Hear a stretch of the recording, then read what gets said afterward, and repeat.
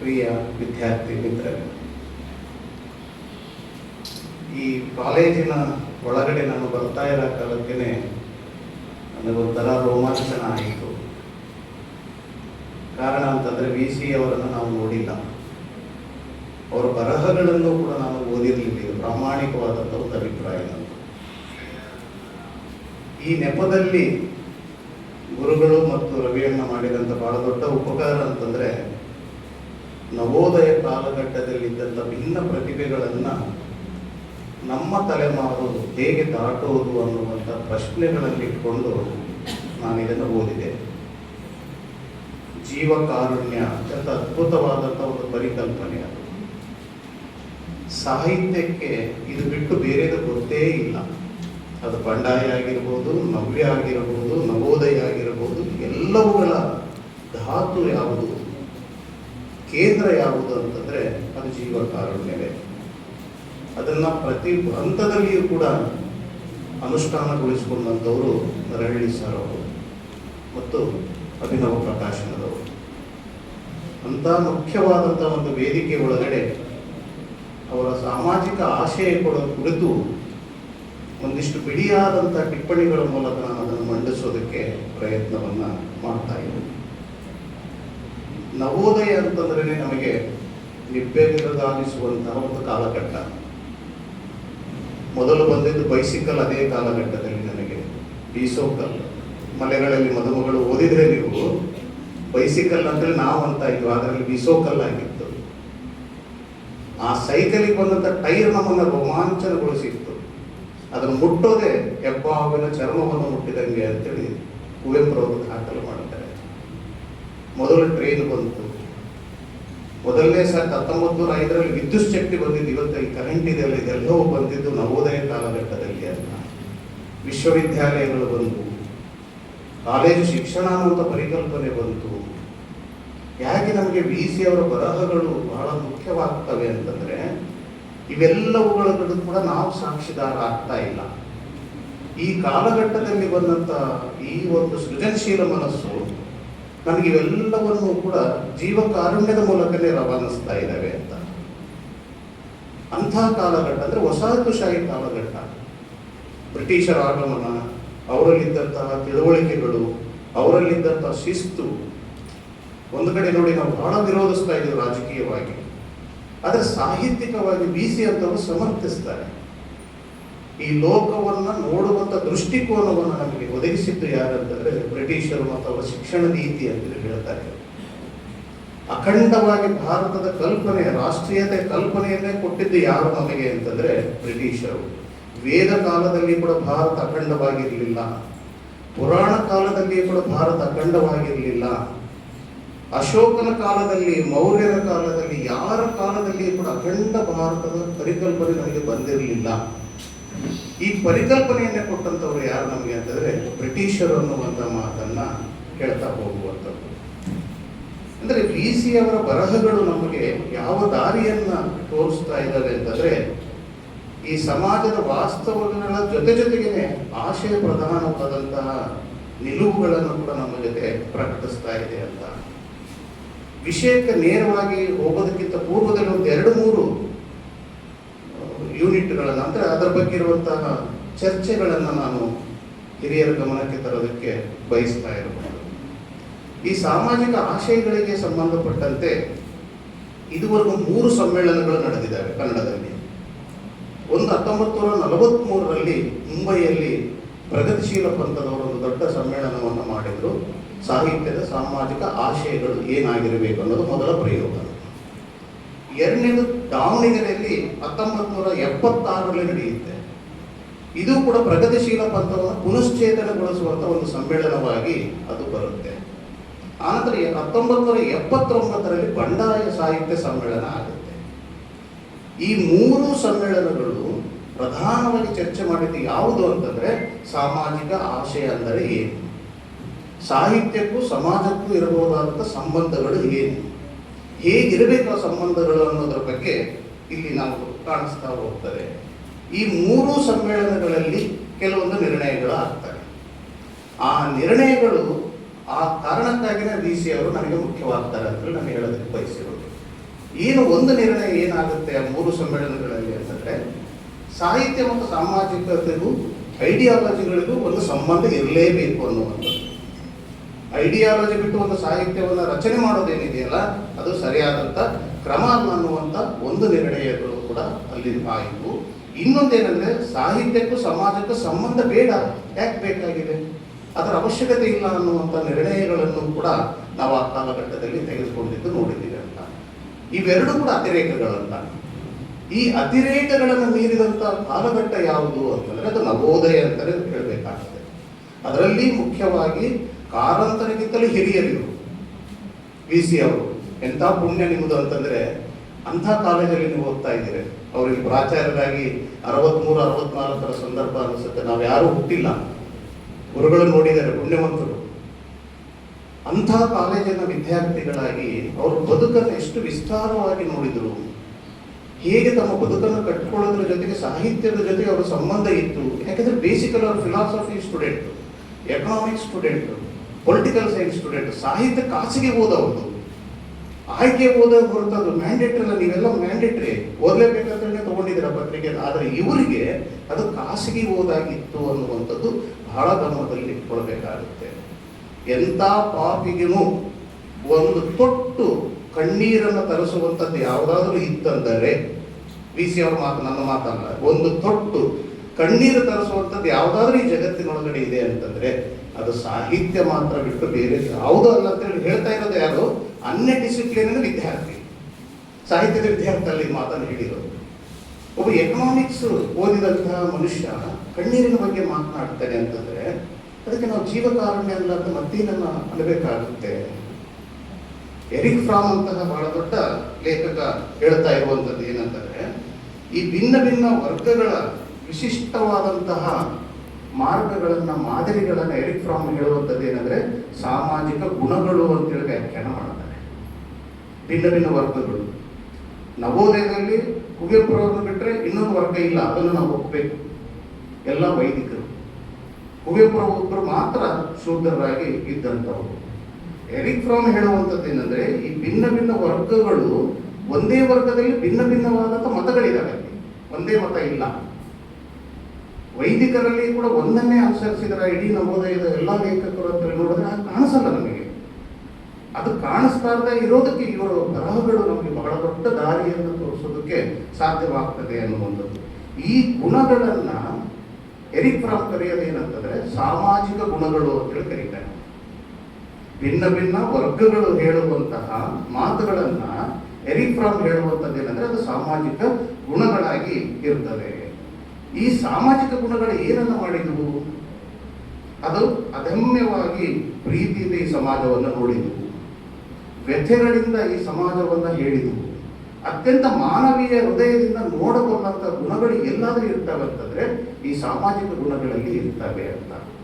ಈ ಪ್ರೀತಿ, ಈ ವ್ಯಥೆ ಮತ್ತು ಮಾನವೀಯ ಹೃದಯ, ಈ ಮೂರೂ ಕೂಡ ನಮಗೆ ಇವರಲ್ಲಿ ಕಾಣಿಸೋದು ದಟ್ಟವಾಗಿ ಕಾಣಿಸ್ತದೆ. ಎರಿಕ್ ಫ್ರಾಮ್ನನ್ನು ನಾನು ಈ ಕಾರಣಕ್ಕಾಗಿ ನೆನಪಿಸ್ಕೊಳ್ಳೋದು ಅಂತೇಳಿ. ಅಂದರೆ ಇಲ್ಲಿ ಹೃದಯ ಹೇಗಿರಬೇಕು ಅಂತಂದರೆ, ಸಮಾಜ ಅಂತಂದರೆ ಅದನ್ನು ನಾವು ಬಹಿರ್ಮುಖ ಅಂತೇಳಿ ಭಾವಿಸಿದ್ದೀವಿ. ಆದರೆ ವಿ ಸಿ ಅವರ ಪ್ರಕಾರ ಬಹಿರ್ಮುಖವಾದಂಥ ಘಟನೆಗಳಲ್ಲ. ಸಾಮಾಜಿಕತೆ ಅನ್ನುವಂಥದ್ದು ಅಂತರ್ಮುಖತೆಯ ಜೊತೆನೂ ಕೂಡ ಅದು ಇರೋ ಸಾಧ್ಯತೆಗಳು ಎಲ್ಲವನ್ನೂ ಕೂಡ ಅವರು ಹೇಳ್ತಾ ಹೋಗ್ತಾರೆ ಅಂತ. ಅಂದರೆ ಇಡೀ ಲಿಟ್ರೇಚರನ್ನು ನಾವು ನವೋದಯದಿಂದ ವೈದಿಕ ಮತ್ತು ಅವೈದಿಕ ಅನ್ನುವಂಥ ಪರಂಪರೆ ಒಳಗಡೆ ನೋಡೋದಕ್ಕೆ ಹೊರಟಿದ್ದೀವಿ ನಾವು ಇವತ್ತಿನ. ಆದರೆ ವಿ ಸಿ ಅವರ ಬರಹಗಳನ್ನು ನೋಡಿದಾಗ ನಿಮಗೆ ಆ ವೈದಿಕ ವಾಸನೆಗಳು ಕಂಡು ಬರಲ್ಲ. ಅನುಭವಗಳಲ್ಲಿ ಭಿನ್ನತೆಗಳಿರ್ಬೋದು, ಆದರೆ ಇಲ್ಲಿ ಬರುವಂಥದ್ದು ಏನಂದ್ರೆ ಆ ವೈದಿಕ ಮಡಿವಂತಿಕೆ ಅನ್ನೋದೇನಿದೆಯಲ್ಲ ಅದು ಎಲ್ಲಿಯೂ ಕೂಡ ಇವರ ಬರಹಗಳಲ್ಲಿ ನನ್ನ ಸೀಮಿತವಾದಂಥ ಓದಿನೊಳಗಡೆ ಅದು ಎಲ್ಲಿಯೂ ಕೂಡ ನಮಗೆ ಕಂಡು ಬರಲ್ಲ ಅನ್ನುವಂಥದ್ದು. ಆ ಕಾರಣಕ್ಕಾಗಿ ನಾವು ವೈದಿಕರು ಅಂದ ತಕ್ಷಣ ಕೆಲವೊಂದು ಸರ್ತಿ ಏನಾಗುತ್ತೆ, ಸಂಪ್ರದಾಯ, ಪರಂಪರೆ, ಹಳಬಂಡಗಳು ಅನ್ನುವಂಥ ವ್ಯಾಖ್ಯಾನಕ್ಕೆ ನಾವು ಹೋಗ್ಬಿಡ್ತಾ ಇದ್ದೀವಿ. ಅವೈದಿಕ ಅಂದ ತಕ್ಷಣ ನಾವು ಅದು ಪ್ರಗತಿಪರ ಅನ್ನುವಂಥದ್ದು ಹೇಳ್ತಾ ಇದ್ದೀವಿ, ಕೇವಲ ಮೂರ್ತಿ ವಂಚಕತನ ಅಲ್ಲಿ ಇರ್ತದೆ ಅಂತೇಳಿ ಹೇಳ್ತಾ ಇದ್ದೀವಿ. ಅಥವಾ ಈ ರೀತಿಯ ಕಪ್ಪು ಬೆಳಕಿನ ಆಕೃತಿ ಒಳಗಡೆ ನಾವು ಇವೆರಡನ್ನ ಇಂಟರ್ಪ್ರಿಟೇಷನ್ ಇದುವರೆಗೂ ಮಾಡ್ತಾ ಬಂದಿರುವಂಥದ್ದಿದೆ. ಇವೆಲ್ಲವೂ ಎಷ್ಟು ಸಹಜವೋ ಅಷ್ಟೇ ಅಸಹಜವಾದಂಥವುಗಳನ್ನುವಂಥದ್ದನ್ನು ಈ ಒಂದು ರೀಡಿಂಗ್ ನನಗೆ ಕೊಟ್ಟಿದ್ದು. ಇದನ್ನ ನಾನು ಒಪ್ಕೊಂಡಂತ ಒಂದು ಕಾಲಕ್ಕೆ. ಆದ್ರೆ ಇದನ್ನು ಓದಂಗಿಲ್ಲ, ಇದು ಎಲ್ಲೋ ಬೈಪಾಸ್ಗಳಾಗಿದ್ದಾವೆ, ಸ್ಕಿಪ್ಗಳು ಕೂಡ ಆಗಿದ್ದಾವೆ. ಅದೇ ಕಪ್ಪು ಬಿಳುಪಿನ ಆಕಾರದಲ್ಲಿ ಇವೆಲ್ಲವುಗಳು ಕೂಡ ಬಂದಿಲ್ಲ ನವೋದಯ ಸಂದರ್ಭದಲ್ಲಿ ಅನ್ನುವಂಥದ್ದಕ್ಕೆ ಇಲ್ಲಿ ನನಗೆ ಬಹಳ ಮುಖ್ಯವಾದಂಥ ಆಧಾರಗಳನ್ನ ಇವ್ರ ಲೇಖನಗಳು ಕೊಡ್ತಾ ಹೋಗ್ತವೆ ಅನ್ನುವಂಥದ್ದು. ಒಂದು ಲೇಖನದಲ್ಲಿ ಅವರು ಚರ್ಚೆ ಮಾಡ್ತಾರೆ, VC ಅವರ ಪ್ರಕಾರ ವಾಟ್ ಈಸ್ ದ ಗುಡ್ ಅನ್ನುವಂಥ ಕ್ವಶನ್ ಮೇಜರ್ ಆದಂಥ ಕ್ವಶನ್. ಯಾವುದು ಒಳ್ಳೆಯದು? ಮತ್ತೆ why should I or one be good? ನಾನು ಯಾಕೆ ಒಳ್ಳೆಯವನು ಹಾಕಬೇಕು, ನೀವ್ಯಾಕೆ ಒಳ್ಳೆಯವರು ಹಾಕಬೇಕು? ಇದು ಎಂಥ ಪ್ರಶ್ನೆ ಅಲ್ವಾ? ಮೂಲಭೂತವಾಗಿ ಎಲ್ಲಾ ಸಾಹಿತ್ಯವನ್ನು ಕಾಡಲೇಬೇಕಾದಂಥ ಒಂದು ಪ್ರಶ್ನೆ. ನಾನು ಯಾಕೆ ಒಳ್ಳೆಯವನು ಹಾಕಬೇಕು, ನೀವ್ಯಾಕೆ ಒಳ್ಳೆಯವರು ಹಾಕಬೇಕು ಅನ್ನುವಂಥದ್ದು. ಈ ಪ್ರಶ್ನೆ ಇಡೀ ಅವರ ಬರಹಗಳಲ್ಲಿ ಕಾಡಿದೆ. ಅವರ ಬರಹಗಳ ಉದ್ದಕ್ಕೂ ಕೂಡ ಕಾಣಿಸ್ತಾ ಇರುವಂಥದ್ದು ನಮ್ಗೆ ಯಾದಂತಂದ್ರೆ ಇದಕ್ಕೆ ಅನ್ನುವಂಥದ್ದು. ಅದಕ್ಕೆ ಅವರು ಒಂದು ಉದಾಹರಣೆಯನ್ನು ಕೊಡ್ತಾರೆ. ಮೋಸ್ಟ್ಲಿ ಗುರುಗಳು ನಿನ್ನ ಇದನ್ನು ಕೋಟ್ ಮಾಡಿರ್ಬೋದು ಅಂತ ಹೇಳಿ ಅಂದ್ಕೊಂಡಿದ್ದೀನಿ. ಯಾಕಂದ್ರೆ ಸರ್ವೇಪಲ್ಲಿ ರಾಧಾಕೃಷ್ಣನ್ ಅವರ ನೇರ ವಿದ್ಯಾರ್ಥಿ, ಫಿಲಾಸಫಿಯನ್ನ ಇವರು ಅಧ್ಯಯನ ಮಾಡಿರೋದ್ರಿಂದ ನೇರವಾಗಿ ಅವರ ಪಾಠಗಳನ್ನು ಕೇಳಿದ್ದಾರೆ. ನಮ್ಮ ರಾಷ್ಟ್ರಪತಿ ಇದ್ರಲ್ಲ ಸರ್ವೇಪಲ್ಲಿ ಅವರ ಮಾತುಗಳನ್ನ ಕೋಟ್ ಮಾಡ್ತಾರೆ. ಸರ್ವೇಪಲ್ಲಿ ತಮ್ಮ ಮೊದಲ ಕ್ಲಾಸಲ್ಲಿ ಹೇಳಿದಂಥ ಪಾಠಗಳನ್ನು ದಾಖಲಿಸ್ತಾರೆ. ಹೇಗೆ ಅಂತಂದ್ರೆ, ಎಲ್ಲರೂ ಶ್ರೀಮಂತರಾಗಿರ್ಬೋದು, ಅಥವಾ ಕೆಲವೊಬ್ಬರು ಉತ್ತಮ ಕುಲದಲ್ಲಿ ಹುಟ್ಟದೇ ಇರಬಹುದು, ಮೇಧಾವಿಗಳು ಕೂಡ ಆಗದೇ ಇರಬಹುದು, ಶಕ್ತಿ ಸಾಮರ್ಥ್ಯಗಳು ಕೂಡ ನಮಗೆ ಇರಲದೇ ಇರಬಹುದು, ಧನಿಕರಾಗದೇ ಇರಬಹುದು, ಪದವಿಗಳು ಕೂಡ ನಮಗೆ ಇಲ್ಲದೇ ಇರಬಹುದು, ಆದರೆ ಎಲ್ಲರೂ ಒಳ್ಳೆಯವರತ್ತು ಆಗಬಹುದಲ್ಲ ಅಂತ. ಇಡೀ ನಮ್ಮ ಸಿಲೆಬಸ್ ಯಾವ್ದು ಇರುತ್ತೆ ಮುಂದಿನ ದಿನಗಳಲ್ಲಿ ಅಂತ ಸರ್ವೇಪಲ್ಲಿ ರಾಧಾಕೃಷ್ಣ ಅಂತಂದ್ರೆ, ನಾವು ಶ್ರೀಮಂತರಾಗಿರ್ಲಿಕ್ಕಿಲ್ಲ, ಜಾತಿಯಿಂದ ಶ್ರೇಷ್ಠರಾದಂಥವರಾಗಿರ್ಲಿಕ್ಕಿಲ್ಲ, ನಮಗೆ ಧನಿಕರಾಗುವಂಥ ಅವಕಾಶ ನಮ್ಗೆ ಸಿಕ್ಕಿರ್ಲಿಕ್ಕಿಲ್ಲ, ಮತ್ತೆ ಮೇಧಾವಿಗಳಾಗುವಂಥ ಅವಕಾಶನೂ ನಮಗೆ ದೊರಕಿರ್ಲಿಕ್ಕಿಲ್ಲ. ಆದರೆ ನಾವೆಲ್ಲರೂ ಕೂಡ ಮಾನವಂತರಾಗಿ ಮನುಷ್ಯತ್ವವನ್ನು ಒಳ್ಳೆದಕ್ಕೆ ಇದು ಯಾವುದರ ಅವಶ್ಯಕತೆ ನಮಗೆ ಇಲ್ಲಲ್ಲ ಅನ್ನುವಂಥದ್ದು ಇಡೀ ಥೀಸಿಸ್ ಅವ್ರದ್ದು. VC ಅವರ ಮಾತುಗಳು ಬರಹಗಳಲ್ಲೆಲ್ಲ ಕಾಣಿಸಿಕೊಳ್ಳುವಂಥದ್ದು ಏನಂದ್ರೆ, ಈ ಒಳ್ಳೆಯತನದ ಹುಡುಕಾಟ ಎಲ್ಲೆಲ್ಲಿ ಸಿಗುತ್ತೆ. ಅದು ಬಹಳ ದೊಡ್ಡ ವರ್ಗದಲ್ಲಿ ಅಲ್ಲ. ಅವರ ಪಂಪಾ ಯಾತ್ರೆ ಅನ್ನುವಂಥದ್ದು ಒಂದು ಪ್ರವಾಸ ಕಥನ, ಚಿಕ್ಕ ಪ್ರವಾಸ ಕಥನ ಇದೆ, 60 ಪುಟದ ಒಳಗಡೆ ಇದೆ. ಅದನ್ನ ಟೆಕ್ಸ್ಟ್ ಆಗಿಟ್ಟರೆ ಬಹಳ ಒಳ್ಳೆಯದಂತೇಳಿ ಅನಿಸ್ತದೆ, ಹಿಂದೆ ಓದಿರ್ಬೋದು ಗುರುಗಳು. ಆದರೆ ನಮ್ಮ ಕಾಲಘಟ್ಟದಲ್ಲಿ ಪಂಪಾ ಯಾತ್ರೆ ಇಟ್ಟಿಲ್ಲ. ಪಂಪಾ ಯಾತ್ರೆಯಲ್ಲಿ ಬಹಳ ಮುಖ್ಯವಾಗಿ ಮೆನ್ಷನ್ ಮಾಡೋದೇನಂತಂದ್ರೆ, ಅಲ್ಲಿ ಮಾರ್ಗದರ್ಶನ ಮಾಡುವಂತ ಚೆನ್ನಯ್ಯ ಅಂತ ಬರ್ತಾರೆ. ಆ ಚೆನ್ನಯ್ಯ ಬೀಡಿ ಸೇರ್ತಿರ್ತಾರೆ. ಆ ಬೀಡಿಯ ಬೆಳಕು ಜೀವನ ದೃಷ್ಟಿಯ ಬೆಳಕು ಅಂತ ಹೇಳ್ತಾರೆ ಆ ಲೇಖನದಲ್ಲಿ. ಚೆನ್ನೈಯಲ್ಲಿ ನಾಯಕನೇ ಹಾಕಬಾರದು. ಹಾಗೆ ನೋಡಿದ್ರೆ ಅಲ್ಲಿ ಸೇರಿದಂಥವ್ರು ಯಾರು? ಎಲ್ಲರೂ DV ಗುಂಡಪ್ಪ ಅವರು ಹೋಗಿದ್ದಾರೆ, TS ವೆಂಕಣ್ಣಯ್ಯನವರು ಹೋಗಿದ್ದಾರೆ, ಅಲ್ಲಿ ಇರುವಂಥದ್ದು MR ಶ್ರೀನಿವಾಸ ಮೂರ್ತಿ ಅವರು ಹೋಗಿದ್ದಾರೆ, ಬೆಳ್ಳಾವಿ ಅವರು ಇದ್ದಾರೆ. 5 ಮಂದಿ ಹಂಪಿಯನ್ನು ನೋಡಕ್ ಹೋದಂತ ಕಾಲಘಟ್ಟ. ಈ 5 ಮಂದಿ ಹೋಗೋ ಕಾಲಕ್ಕೆ ಅಲ್ಲಿ ಚೆನ್ನನ ಒಂದು ಪಾತ್ರ ಕೂಡ ಬಹಳ ಮುಖ್ಯವಾಗ್ತದಲ್ವಾ? ಅದು ಬಹಳ ಇಂಪಾರ್ಟೆಂಟ್ ಅಂತ. ಯಾವುದನ್ನ ಮತ್ತೆ ಆ ಲೇಖನದಲ್ಲಿ ಅವರು ಮುಂದುವರಿಸ್ತಾರೆ ಅಂತಂದ್ರೆ, ಇದೇ ಮಾರ್ಗದರ್ಶಕ ಗೈಡ್ ಆದಂತಹ ಚೆನ್ನ ಇವರನ್ನು ವಿಜಯ ವಿಠಲ ಟೆಂಪಲ್ ಒಳಗಡೆ ಬಿಟ್ಟು ದಡ್ಕೊಂಡ್ಬಿಟ್ಟಿರ್ತಾನೆ. ಅವನು ವಿಶ್ರಾಂತಿಯನ್ನು ಪಡೆಯೋದಕ್ಕೆ ಏನ್ ಮಾಡ್ತಾನೆ ಅಂತಂದ್ರೆ, ಅವನು ಅಲ್ಲಿ ಮಲಗಿರ್ತಾನೆ. ಮಲಗಿದ್ದಾಗ ಅನೇಕ ಮಂಗಗಳು ಬರ್ತವೆ ಅಲ್ಲಿ. ಇವನು ತಿಂತ ಇದ್ದಂತ ಮಾವಿನ ಕಾಯಿಗಳೇನಿರ್ತಾವಲ್ಲ ತಿಂದು ಬಿಟ್ಟಂತವು, ಮತ್ತೆ ಅವನಲ್ಲಿ ಇರುವಂತದನ್ನ ಅದೇ ಮಂಗಗಳು ಕೊಟ್ಟು ಅವನು ನಿರ್ಧಾರವನ್ನು ಮಾಡ್ತಿರ್ತಾನೆ, ಆ ಮಂಗಗಳಿಗೂ ಕೊಡ್ತಾ ಇರ್ತಾನೆ. VC ಅವರು ಬರೆಯೋದೇನು ಗೊತ್ತಾ ಈ ವಿಷಯಕ್ಕೆ, ಚೆನ್ನನ ವಿಷಯಕ್ಕೆ? ವಿಜಯನಗರ ಸಾಮ್ರಾಜ್ಯದ ವೈಭವ ಎಷ್ಟೋ ಗೊತ್ತಿಲ್ಲ ನಮಗೆ. ನನಗೆ ಯಾವುದು ಬಹಳ ಮಹತ್ವದ ಅನಿಸ್ತದೆ ಅಂದ್ರೆ, ಈ ಚೆನ್ನ ಮಂಗಗಳಿಗೆ ಮಾವಿನಕಾಯಿ ಕೊಡೋದಿದೆಯಲ್ಲ, ಇದು ಬಹಳ ಇಂಪಾರ್ಟೆಂಟ್ ಅಂತ. VC ಅವರ ಅಬ್ಸರ್ವೇಷನ್ ಎಲ್ಲಿದೆ, ಯಾವುದರ ಕುರಿತಾಗಿ ಅವರು ಹೇಳೋಕೆ ಹೊರಟಿದ್ದಾರೆ ನೋಡಿ. ನಾವು ಹೂವನ್ನ ಏನಂತ ಹೇಳ್ತೀವಿ? ಹೂವಿ ಕೊಯ್ಕೊಂಬ ಅಂತ ಹೇಳ್ತೀವಿ, ಹೂವಿ ಕೊಯ್ಕೊಂಬ ಅಂತ ಹೇಳ್ತೀವಿ. ಆದರೆ VC ಅವರು ಹೇಳ್ತಾರೆ, ಅದು ಕೋಮಲವಾದಂಥದ್ದು, ದೇವರಿಗೆ ಅರ್ಪಣೆ ಆಗ್ತಾ ಇರುವಂಥದ್ದು. ಅಂಥದನ್ನ ಹೇಗೆ ಕೊಯ್ತಿರ್ರಿ ನೀವು? ಮರನ ಅದೇನಾದ್ರೂ ಕೊಯ್ಯೋದಕ್ಕೆ ಬಿಡಿಸ್ಬೇಕದನ್ನ, ಆಯ್ಬೇಕದನ್ನ. ಜೀವಕಾರುಣ್ಯ ಯಾಕೆ ಈ ಟೈಟಲ್ ಅನ್ನ ಕೊಟ್ಟಿದ್ದಾರೆ ಅಂತೇಳಿ ನನಗೆ ಅನಿಸ್ತದೆ ಅಂತಂದ್ರೆ, ಅದನ್ನ ಕೊಯ್ಯಕ್ ಬರಲ್ಲ, ಕೊಯ್ಬಾರ್ದದು. ಈ ಮನಸ್ಥಿತಿ ಇರೋದ್ರಿಂದನೇ ವೆಂಕಣ್ಣಯ್ಯವರು ಮನೆಗೆ ಬರ್ತಾ ಇದ್ದಾರೆ ಅಂದ್ರೆ ಬಾಗ್ಲೇ ದೊಡ್ಡದು ಮಾಡಿಸ್ತಾರೆ ಅವರು. ಆದ್ರೆ ಆ ದೊಡ್ಡ ಮನುಷ್ಯ ಎಂಥದಂತಂದ್ರೆ ಬಗ್ಗಿಕೊಂಡೇ ಬರ್ತಾರೆ ಅದೇ ಬಾಗ್ಲಲ್ಲಿ. ಇವರು ದೊಡ್ಡವರು ಬಗ್ಗಬಾರದಂತೇಳಿ ಬಾಗ್ಲನ್ನೇ ಬೇರೆ ಮಾಡಿಸಿದ್ರು ಬಡವರು ಇವರು. ಇವ್ರ ಮನೆಯನ್ನ ಪ್ರತಿ ಹಂತದಲ್ಲಿ ಹೇಳ್ತಾರೆ. ಎಲ್ಲಾ ಲೇಖಕರು ಹೇಳಿರೋದಂದ್ರೆ ಒಂದೇ ಒಂದು ಜಮಖಾನೆ, ಅದರ ತುಂಬಾ ಪುಸ್ತಕಗಳು. ಮನೆಯಲ್ಲಿ ಒಂದು ಚೇರ್ ಇರಲಿಲ್ಲ, ಒಂದು ಟೇಬಲ್ ಇರಲಿಲ್ಲ. ನಮ್ಮಂಥ UGC ಪ್ರೊಫೆಸರ್ಗಳನ್ನು ನಾಚಿಕೆ ಆಯ್ತು ನನಗಂತ ಅದನ್ನು ಓದೋ ಕಾಲಕ್ಕೆ ನನ್ನನ್ನು ನಾನು ಅನೇಕ ರೀತಿಯಿಂದ ಪ್ರಶ್ನೆ ಮಾಡಿಕೊಂಡೆ. ರಮಶ್ರೀ ಮುಗಳಿ ಅವರು ಒಂದು ಸರ್ತಿ ಹೋಗಿ ಅವರಿಗೆ ಪುಸ್ತಕ ಕೊಡೋ ಕಾಲಕ್ಕೆ ರಮಶ್ರೀ ಮುಗಳಿಗೆ ಹೇಳ್ತಾರೆ, ಮುಗಳಿ ದಯವಿಟ್ಟು ಪ್ರೊಫೆಸರ್ ಅಥವಾ ಡಾಕ್ಟರ್ VC ಅಂತ ಬರಿಬೇಡ, ನನಗೆ ಬರಿಬಾರ್ದು, ಯಾಕಂದ್ರೆ ಆ ಪದವಿಗಳು ನನಗೆ ಸಿಕ್ಕಿಲ್ಲ. ನೀವು ಸೌಜನ್ಯಕ್ಕಾಗಿ ನನಗೇನು ಮಾಡ್ತಾ ಇದ್ದೀರಿ ಅಂದ್ರೆ ಪ್ರೊಫೆಸರ್ ಅಂತ ಬರ್ಕೊಡ್ತಾ ಇದ್ದೀರಿ. ಕೊನೆಗೂ ಕೂಡ VC ಅಂತವ್ರು ಪ್ರೊಫೆಸರ್ ಆಗಲಿಲ್ಲ. ಇದು ದುರಂತ ಅಲ್ವಾ, ಈ ನಾಡಿನ ದುರಂತ ಅಲ್ವಾ? ಆದರೆ ನಮ್ಮಂಥವ್ರು ಆಗ್ಬಿಟ್ಟಿರಿ, ಎಳೆ ಇವು ನಾವು ಚಿಗುರುಗಳು ಕೂಡ ಅಲ್ಲ ನಾವು. ನಮ್ಮಂಥವರೆಲ್ಲ ಯೂನಿವರ್ಸಿಟಿಗಳಲ್ಲಿ ಪ್ರೊಫೆಸರ್ ಅಂತೇಳಿ ಹೇಳ್ಕೊಳ್ತಾ ಇದ್ದೀನಿ. ನನಗೆ ಅನಿಸ್ತು ಈ ಕ್ಷಣದಿಂದ ನಾನು ಆ ಪದವನ್ನು ಇನ್ಮೇಲೆ ನಾನು ಬಳಸ್ಕೊಡುದು. ಯಾಕಂದ್ರೆ VC ಅಂತವರೇ ಅದನ್ನು ನಿರಾಕರಿಸಿದ ಮೇಲೆ ನಮ್ಮಂಥವ್ರು ಅದನ್ನು ಒಪ್ಪಿಕೊಳ್ಳೋದು ಹೇಗೆ? ಅಂದ್ರೆ ಅವ್ರ ಬದುಕು, ಅವ್ರ ಬರಹದಲ್ಲಿರುವಂತಹ ಈ ಸೌಜನ್ಯಗಳೇನಿದಾವಲ್ಲ, ಈ ಜೀವಪ್ರತಿ ಏನಿದೆಯಲ್ಲ, ಇದು ಬಹಳ ಮುಖ್ಯವಾದಂಥದ್ದು ಅಂತೇಳಿ ಅನಿಸ್ತದೆ ಅಂತ. ನೋಡಿ, ಅವರು ಒಂದು ಲೇಖನಗಳಲ್ಲಿ ಹೇಳ್ತಾ ಹೋಗ್ತಾರೆ, ಹೇಗೆ ನಾವು ಅಧಿಕಾರಸ್ಥರು ಇರಬೇಕು ಸಾಮಾಜಿಕ ಆಶಯದಲ್ಲಿ ಬರುವಂಥದ್ದು. ಈ ಅಧಿಕಾರಿಗಳಿಗೆ ಬಹಳ ದೊಡ್ಡ ಜವಾಬ್ದಾರಿ ಇದೆ. ಎಲ್ಲ ಹಂತಗಳಲ್ಲಿ ನಾವು ಹಕ್ಕುಗಳನ್ನು ಪ್ರತಿಪಾದನೆ ಮಾಡ್ತಾ ಇದ್ದೀವಿ, ಆದರೆ ಕರ್ತವ್ಯಗಳನ್ನು ಕೂಡ ನಾವು ಕ್ಲೇಮ್ ಮಾಡಬೇಕಾಗಿತ್ತು. ನನ್ನ ಕರ್ತವ್ಯ ಇದು, ನಾನು ಇದನ್ನು ಮಾಡಲೇಬೇಕಂತ ಹಕ್ಕುಗಳು ಮಾತ್ರ ಕೇಳ್ತಾ ಇದ್ದೀವಿ ನಾವು. ಇವ್ರು ಹೇಳ್ತಾ ಇರುವಂಥದ್ದು ಅಧಿಕಾರಸ್ಥ ಜಾಗದಲ್ಲಿರುವಂಥವ್ರು ದೊಡ್ಡತನ ಏನಿರಬೇಕಂತಂದ್ರೆ ಕರ್ತವ್ಯಗಳಿಗೂ ಕೂಡ ಅವರು ಹೊಣೆಗಾರಿಕರಾಗಿರಬೇಕಾಗ್ತದೆ. ಇಷ್ಟು ಸ್ಟ್ರೈಕ್ಗಳಾಗ್ತಾ ಇದ್ದಾವೆ, ಎಲ್ಲವೂ ಆಗ್ತಾ ಇದ್ದಾವೆ. YB ಚವ್ಹಾಣ್ ಅನ್ನುವಂಥ ಒಬ್ಬ ಫೈನಾನ್ಸ್ ಮಿನಿಸ್ಟರ್ಗೆ ಪತ್ರ ಬರೀತಾರೆ. IA ರಿಚರ್ಡ್ಸ್ ಭಾರತಕ್ಕೆ ಬಂದಂಥ ಸಂದರ್ಭದಲ್ಲಿ V ಸೀತಾರಾಮಯ್ಯನವರು ಅಧ್ಯಕ್ಷರು. ಅದಕ್ಕೆ IA ರಿಚರ್ಡ್ಸ್, ನಾವು ವಿಮರ್ಶೆಯನ್ನು ಓದಂಥವ್ರು ಗೊತ್ತಿದೆ, ರಿಚರ್ಡ್ಸ್ ಎಷ್ಟು ದೊಡ್ಡದಾದಂಥ ಒಬ್ಬ ವಿಮರ್ಶಕ ಅಂತೇಳಿ ವೆಸ್ಟರ್ನ್ ಸೈಡಲ್ಲಿ. ಅಂಥ ವಿಮರ್ಶಕ ಬಂದಾಗ ಅದರ ಅಧ್ಯಕ್ಷತೆ ವಹಿಸಿದಂಥವ್ರು V ಸೀತಾರಾಮಯ್ಯನವರು. ರಿಚರ್ಡ್ಸ್ ವಂಡರ್ ಆಗ್ಬಿಡ್ತಾರೆ ಅವ್ರ ಸ್ಪೀಚನ್ನು ಕೇಳಿ. ಬಹಳ ದೊಡ್ಡ ಕೊಡುಗೆ ಎಲ್ಲಿದೆ ಅಂತಂದ್ರೆ ಕನ್ನಡತನವನ್ನ, ನಮ್ಮ ಪ್ರಜ್ಞೆಯನ್ನ ಸಂಸ್ಕೃತಕ್ಕೆ ತಗೊಂಡು ಹೋದಂಥವರು, ನಮ್ಮ ಪ್ರಜ್ಞೆಯನ್ನ ಇಂಗ್ಲಿಷಿಗೆ ತಗೊಂಡು ಹೋದಂಥವ್ರು VC ಅವರು. ಇದು ಕನ್ನಡದ ಕೆಲಸ ಬಹಳ ಪ್ರೀತಿಯಿಂದ ತಾಯ್ತನದಿಂದ ಮಾಡಿದ್ದಾರೆ ಅವರು.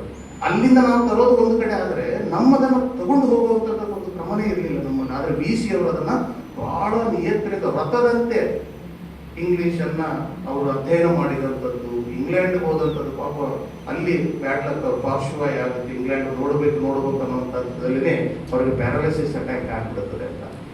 ಆದರೆ ಅನಂತರ ಬರ್ತಾರೆ, ಬಂದ ನಂತರ ಅಲ್ಲಿ ಯಾವುದನ್ನು ಕೂಡ ಅವ್ರು ಯಾವ ಉದ್ದೇಶ ಇಟ್ಕೊಂಡು ಹೋಗಿದ್ರಲ್ಲ ಅದನ್ನಲ್ಲಿ ಅವರು ನೋಡೋದಕ್ಕಾಗಲಿ ಬರೆಯೋದಕ್ಕಾಗಲಿ ಅದು ಯಾವುದು ಕೂಡ ಸಾಧ್ಯವಾಗೋದಿಲ್ಲ ಅನ್ನೋವಂಥದ್ದು.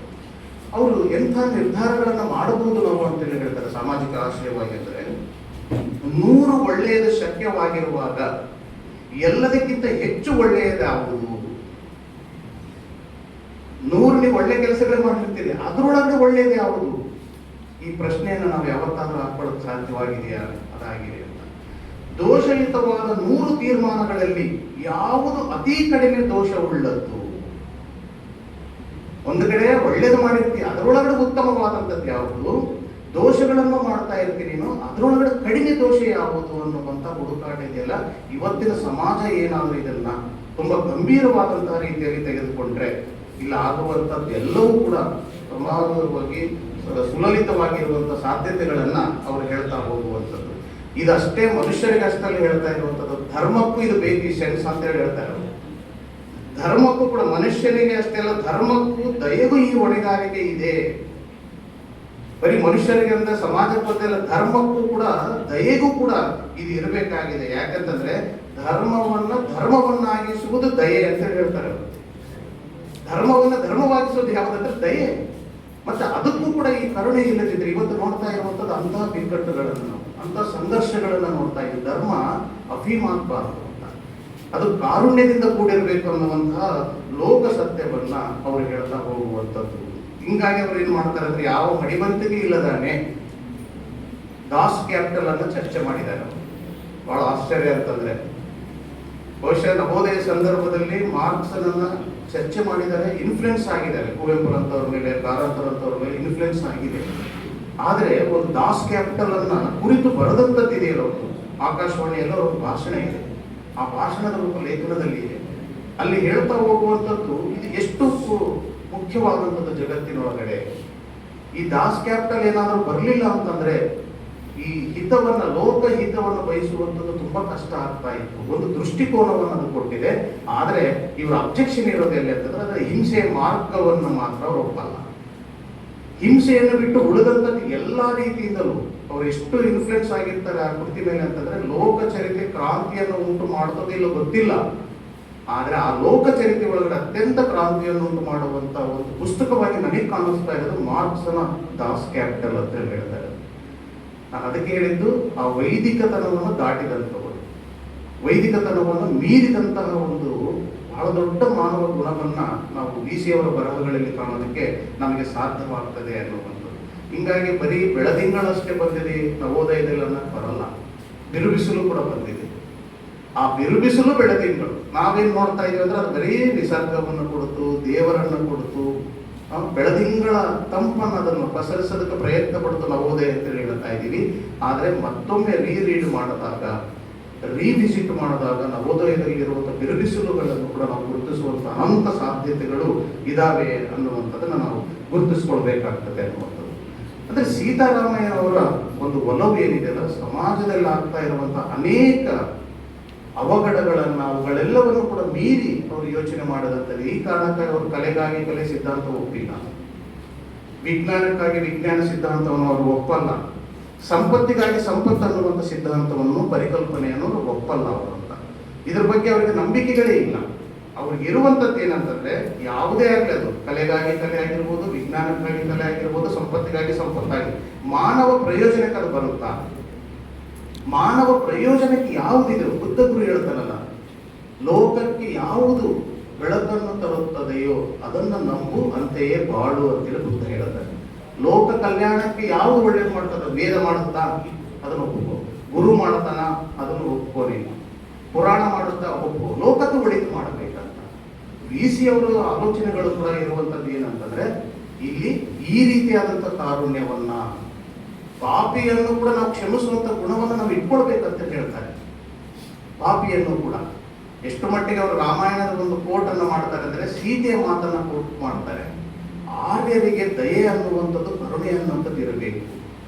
ಅವನು ಸಾಯ್ತಾ ಇದ್ದಾನೆ ಅಂದಾಗೂ ಕೂಡ ನೀವು ಯಾವ ರೀತಿ ಸಾಯಿಸ್ಬೇಕು ಒಬ್ಬನನ್ನ ಅಂತಂದ್ರೆ, ಕೋಟ್ ಮಾಡೋದು ವಿ. ಸೀತಾರಾಮಯ್ಯವರು ಕರುಣೆಯಿಂದ ಸಾಯಿಸವನ್ನ ಅಂತ ಹೇಳ್ತಾರೆ. ಭೀಮ ಮಾಡ್ತಾನಲ್ಲ, ಅವನ ಬಗೆದು ಕರಳನ್ನು ಬಗೆದು ಆ ಕರಳನ್ನೆಲ್ಲ ಹಿಂಗೆ ಹಾಕೊಂಡು ಆ ಎಲುಬನ್ನ ನೆಟ್ಟನಲ್ಲ, ದುಶ್ಯಾಸನದು ರನ್ನಡ ಗದಾಯುದ್ಧದಲ್ಲಿ ಬರ್ತದೆ, ನಮಗೆ ಪಂಪನ ವಿಕ್ರಮಾರ್ಜುನ ವಿಜಯದಲ್ಲಿ ಬರ್ತದೆ. ಆ ರೀತಿ ಅಲ್ಲ ಅಂತ ಹೇಳ್ತದೆ ವಿ.ಸಿ. ಅವರ ಮಾತುಗಳು. ಅವ್ರ ಬರಹ ಹೇಳ್ತಾ ಇರೋದು ಏನಂತಂದ್ರೆ, ಆ ರೀತಿ ಹಿಂಸೆಯಿಂದ ಅವರು ಸಾಯಿಸೋದಲ್ಲ, ನೀವು ದಯೆಯಿಂದನೇ ಒಬ್ಬರು ಸಾವನ್ನು ಕೂಡ, ಇದು ಆರ್ಯ ಧರ್ಮ ಅನ್ನುವಂಥ ಅಂಶವನ್ನ ವಿ.ಸಿ. ಅವರು ತುಂಬಾ ಚೆನ್ನಾಗಿ ತಮ್ಮ ಕೃತಿಗಳಲ್ಲಿ ಹೇಳ್ತಾ ಹೋಗುವಂಥದ್ದು. ಈ ಸಂಘರ್ಷಗಳು, ಮುಷ್ಕರಗಳ ಬಗ್ಗೆ ಒಂದು ಪರಿಹಾರವನ್ನು ಸೂಚಿಸ್ತಾರೆ. ಆಗ್ಲೇ ನಾನು ಅದನ್ನು ಮರೆತುಬಿಟ್ಟೆ. ವೈ.ವಿ. ಚವಾಣ್ ಅನ್ನುವಂಥ ಫೈನಾನ್ಸ್ ಮಿನಿಸ್ಟ್ರಿಗೆ ಅವರು ಒಂದು ಪತ್ರವನ್ನು ಬರೀತಾರೆ. ಯಾಕೆ ಈ ಮುಷ್ಕರಗಳಾಗ್ತಾ ಇದ್ದಾವೆ, ಯಾಕೆ ಈ ಸಂಘರ್ಷಗಳಾಗ್ತಾ ಇದ್ದಾವೆ, ದಯವಿಟ್ಟು ಸರ್ಕಾರ ಒಂದು ಯೋಚನೆ ಮಾಡ್ಬೋದಲ್ಲ, ದಿನಸಿ ಬೆಲೆಯನ್ನ ಇಳಿಸ್ಬಿಟ್ರೆ ಸಾಕಲ್ವಾ, ಸಾರಿಗೆ ರೇಟನ್ನು ಕಡಿಮೆ ಮಾಡಿಬಿಟ್ರೆ ಆಗಿಲ್ವಾ, ಸೀಮೆಯನ್ನ ಬಹಳ ಕಡಿಮೆ ರೇಟನ್ನು ಕೊಟ್ಬಿಟ್ರೆ ಈ ಮುಷ್ಕರಗಳು ಯಾಕೆ ಆಗ್ತವೆ ಅಂತ ಹೇಳ್ತಾರೆ ಆಸ್ ಎ ಎಕನಾಮಿಕ್ಸ್ಟ್ ಆಗಿ.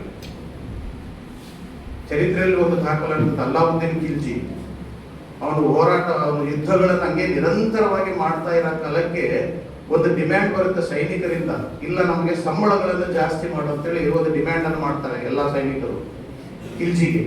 ಅವಾಗ ಅವನು ಚಾಣಾಕ್ಷನಾದಂಥ ದೊರೆ ಆಗಿರೋದ್ರಿಂದ ಅವನು ತೆಗೆದುಕೊಳ್ಳುವಂಥ ನಿರ್ಧಾರ ಯಾವುದಂತಂದ್ರೆ, ದಿನಸಿ ಬೆಲೆಗಳ ರೇಟ್ಗಳನ್ನೆಲ್ಲ ಕಡಿಮೆ ಮಾಡ್ಬಿಡ್ತಾನೆ. ಅಂದಾಗ ನಮ್ಮ ಕೈಯಲ್ಲಿ ಹಣ ಉಳಿಯುತ್ತಲ್ವಾ.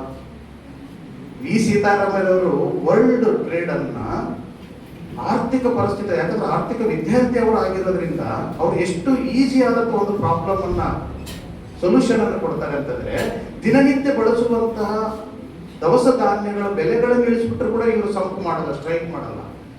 ಎಲ್ಲಿ ಓಡಾಡಿದ್ರು ಬಹಳ ಮುಕ್ತವಾದಂಥ ರೀತಿಯಲ್ಲಿ ಕಡಿಮೆ ರೇಟಲ್ಲಿ ಓಡಾಡೋದಕ್ಕೆ ಅವಕಾಶ ಕೊಟ್ಟರು ಕೂಡ ನಮಗೆ ಅನುಕೂಲವಾಗ್ತದಲ್ಲ.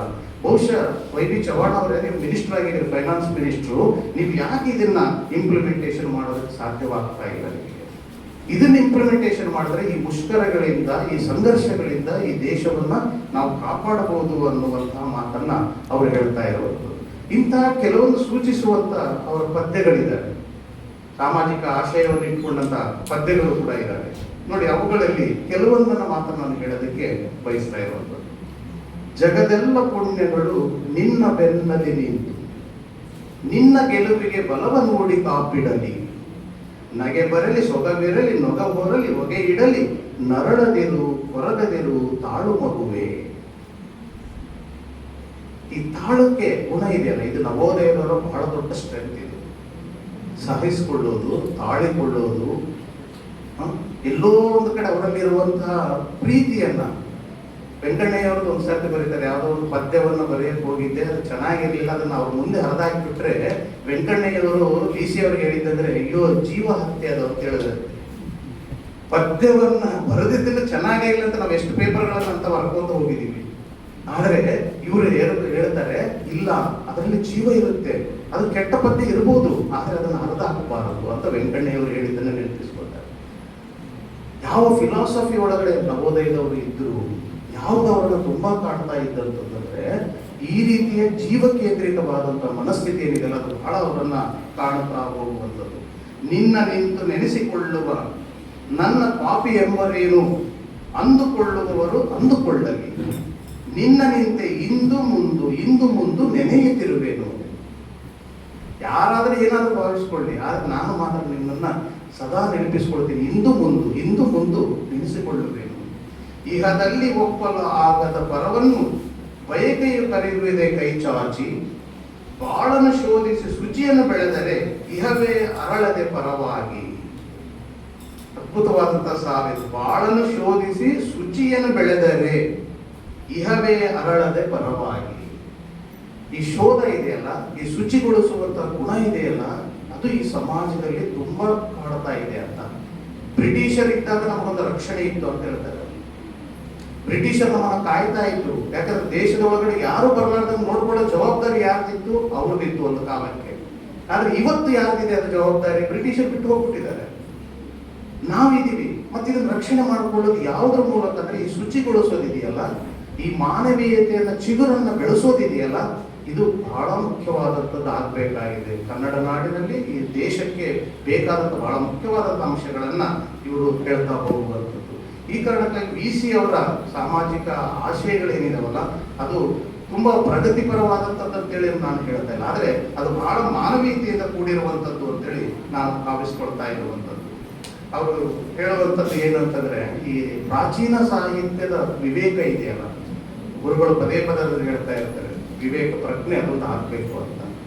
ಮತ್ತೆ ಮಧ್ಯಕಾಲೀನ ಸಾಹಿತ್ಯದಲ್ಲಿ ಬರುವಂತ ಭಕ್ತಿ ಇದೆಯಲ್ಲ, ಮತ್ತು ಹೊಸ ಕಾಲದಲ್ಲಿ ಬಂದಂತ ವೈಚಾರಿಕತೆ ಮತ್ತು ಪ್ರಯೋಗಗಳಿದಾವಲ್ಲ, ಈ ಮೂರು ಧರ್ಮದೊಳಗಡೆ ಬಂದಾಗ ಮಾತ್ರ ಈ ಸಮಾಜ ಸರಿಯಾಗಿರೋದಕ್ಕೆ ಸಾಧ್ಯವಾಗ್ತದೆ ಅಂತೇಳಿ ಒಂದು ದಾರಿಯನ್ನು ತೋರಿಸಿದ್ದಾರೆ.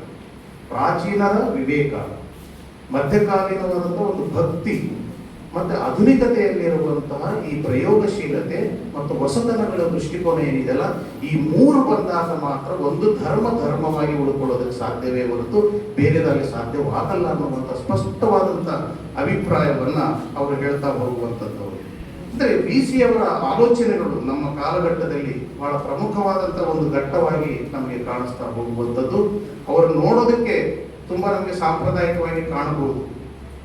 ಅವರ ಪೇಟ ಹಾಕೊಂಡಿರೋದು, ಅವರು ಜರತಾರೆ, ಹೇಳ್ತಾರೆ, ಎಷ್ಟು ಕಾರಂತರ ಅವರು ಒಂದು ರೀತಿಯಿಂದ ಜೋಕ್ ಮಾಡ್ತಾ ಇರ್ತಾರೆ, ಎಷ್ಟು ನೀಟಾಗಿ ಬರ್ತಿರಲ್ರಿ, ಇಷ್ಟು ಅವಶ್ಯಕತೆ ಇದೆಯಾ? ಯಾಕಂದ್ರೆ ಕಾರಂತರ ಹಂಗಲ್ಲ, ಒಂದು ಪಂಜೆ ಹಾಕೊಂಡ್ಬಿಟ್ರೆ ಒಂದು ದೋತ್ರ ಹಾಕೊಂಡು ಒಂದು ಟವಲ್ ಹಾಕೊಂಡು ಹೋಗ್ತಾ ಇರ್ತಾರೆ, ಜೋಕ್ ಮಾಡ್ತಾರೆ. ಅವಾಗ ಇದು ಯಾರು ಹಿಂಗ್ ಬರ್ತಾರೆ ಗೊತ್ತಿದೆಯಾ ನಿನಗೆ? ನನ್ನ ದುಸ್ತುಗಳ ಬಗ್ಗೆ ನೀವು ಟೀಕೆ ಮಾಡ್ತಾ ಇದೀಯಾ?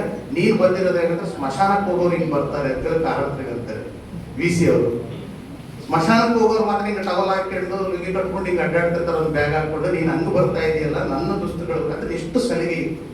ಕಾರಂತರು ಬಹುಶಃ ಹೊಗಳಿದ್ದು ಯಾರನ್ನೂ ಇಲ್ಲ ಅಂತೇಳಿ ನನಗೆ ಅನಿಸುತ್ತೆ. ಆದರೆ ಕಾರಂತರಂತವರು ಕೂಡ ಇವ್ರು ತಗೊಂಡೋಗಿ ಕೊಡ್ತಾರೆ, ಇದನ್ನು ಓದಿರಿ ಅಂತೇಳಿ. ಇವರು ಇಮಿಡಿಯೇಟ್ ರಿಪ್ಲೈ ಏನಂತಾರೆ, VC ತುಂಬಾ ಚೆನ್ನಾಗಿದೆ ಅಂತ. ಅದಕ್ಕೆ ಕಾರಂತರ ಉತ್ತರ ಏನಂದ್ರೆ, ಸ್ವಾಮಿ ಚೆನ್ನಾಗಿದೆ ಅಂತಾನೆ ನಾನು ಬರೆದಿರೋದು, ಅದು ನನಗೂ ಗೊತ್ತೈತೆ, ನೀವು ಅದನ್ನೇನು ನನಗೆ ಹೇಳ್ಬೇಕಾಗಿಲ್ಲ, ಇದು ಏನ್ ಚೆನ್ನಾಗಿಲ್ಲ ಅನ್ನೋದು ಹೇಳೋದಕ್ಕಾಗಿ ನಿಮ್ಮ ಹತ್ರ ನನಗೆ ಕೊಟ್ಟಿರೋದು. ನೋಡಿ ಅವರಿಬ್ಬರ ಸಂಬಂಧ ಹೇಗಿತ್ತು, ಅದನ್ನ ಇಂತಹ ಹಿರಿಯರು ನನ್ನನ್ನು ಎಷ್ಟು ಸಹಿಸಿಕೊಂಡಿದ್ದಾರೆ. ಪದೇ ಪದೇ ನಾನು ಭೇಟಿ ಹಾಕೋದು ಹೊರಡ್ತಾ ಇದ್ದಿದ್ದು ಇಂಥವುಗಳನ್ನ. ಹೀಗಾಗಿ ಆ ಸಾಂಪ್ರದಾಯಿಕವಾದಂಥ HSR ಬಹಳ ಚೆನ್ನಾಗಿ ಹೇಳ್ತಾರೆ, ನಿಜವಾಗಿಯೂ ಕಚ್ಚೆ ಪಂಜೆ, ಮುಚ್ಚುಕೋಟು ಮತ್ತು ಮೈಸೂರು ರುಮಾಲು ಒಳಗಡೆ ಬಚ್ಚಿಟ್ಟುಕೊಂಡಿರುವ ಆಧುನಿಕರು. ಎಚ್.ಎಸ್. ರಾಘವೇಂದ್ರ ಅವರು ಹೇಳುವಂಥದ್ದು ನಿಜವಾಗಿಯೂ ಕಚ್ಚೆ ಪಂಚೆ, ಮುಚ್ಚುಕೋಟು ಮತ್ತು ಮೈಸೂರು ರುಮಾಲುಗಳ ಒಳಗೆ ಬಚ್ಚಿಟ್ಟುಕೊಂಡಿರುವ ಆಧುನಿಕರು ಅನ್ನುವಂಥದ್ದು. ಅಂದರೆ ಆಧುನಿಕ ಪರಿಕಲ್ಪನೆಯನ್ನೇ ನಾವು ಭಿನ್ನವಾದಂಥ ರೀತಿಯಲ್ಲಿ ನೋಡುವಂಥ ಅವಶ್ಯಕತೆ ಇದೆ. ಅದಕ್ಕೆ ದಾರಿಯಾಗಿ ಇವತ್ತಿನ ಈ ಸೆಮಿನಾರ್ ಇದೆ ಅಂತೇಳಿ ನಾನು ಭಾವಿಸ್ತಾ ಇದ್ದೀನಿ. ಇದಕ್ಕೆ ಅವಕಾಶ ಮಾಡಿಕೊಟ್ಟಂತಹ ಪ್ರಾಚಾರ್ಯರಿಗೆ, ಅಭಿನವ ರವಿಯವರಿಗೆ, ಗುರುಗಳಾದಂತಹ ರೆಡ್ಡಿ ಸರ್ ಅವರಿಗೆ ವಂದಿಸಿ ನನ್ನ ಮಾತುಗಳನ್ನು ಮುಗಿಸ್ತಾ ಇದ್ದೀನಿ. ನಮಸ್ಕಾರ.